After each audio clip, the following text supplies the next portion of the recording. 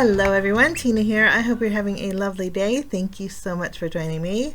Well, today we are going to create a card with the Glimmer Hot Foil Club Kit from Spellbinders. This one is the club kit for November. You get this beautiful gold foil, and then you also get a glimmer plate set that has 5 glimmer plates and then 2 cutting dies that will cut out those borders. The name of this month's set is called Curved Christmas Glimmer Borders. This is your gold foil. It's really pretty, kind of classic, so we're going to keep our card classic and bring in some red foil too, to foil both of these borders.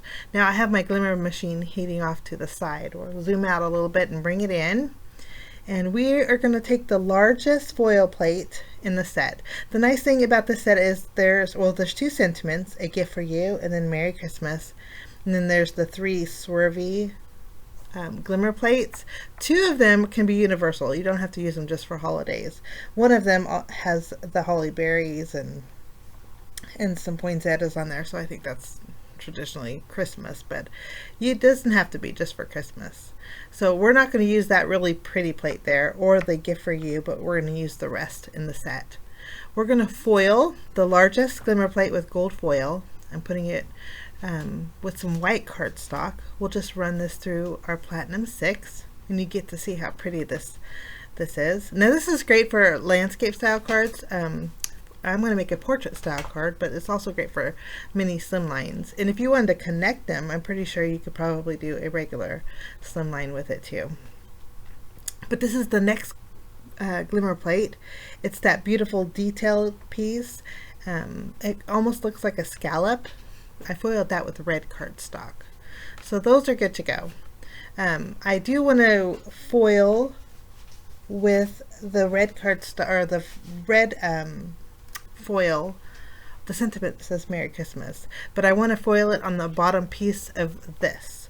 So I originally had my die on the top, but I switched it to put it on the bottom. This way I can put my sentiment on that bottom piece.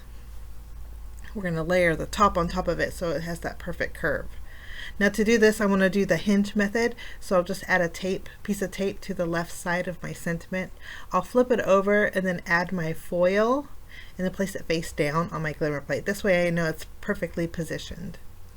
We'll set that timer, and then while that's heating up, put my plates on top here, but I'm going to go ahead and take the coordinating die for that scalloped foil border, and we'll die cut this out as well. So we're going to end up with 3 wavy lines.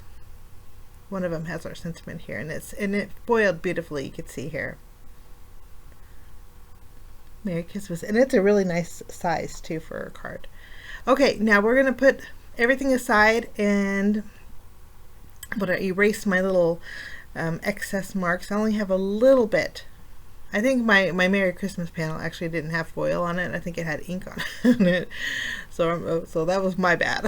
But we're going to go ahead and clear our surface here and then bring in a die set from Spellbinders. This has been around for a while, and it's called the Ornament Glimmer Plate Set with dies. And I'm just using the dies in this set, and we're going to die cut out this little pine sprig of 2 of the red with the poinsettia, and then 3 of the green with the rainforest cardstock. All of these are actually Spellbinders cardstock. We're going to layer our flower together, and 2 of them are the same size, but I got to actually trim down the center of my foam adhesive so you can't see it behind that flower there. But 2 of them are the same size. You just put them slightly offset them together, and it creates a really pretty flower. That's what I love about Spellbinders dies is they make such pretty dies. Okay, we're going to go ahead and take our bottom sentiment piece. I'm going to line it up where I want it on my card base. We'll add adhesive behind it, and then I'm of course going to have excess overhanging on the left and right, but once we have this adhered, I'll just open up my panel and we'll trim off the excess.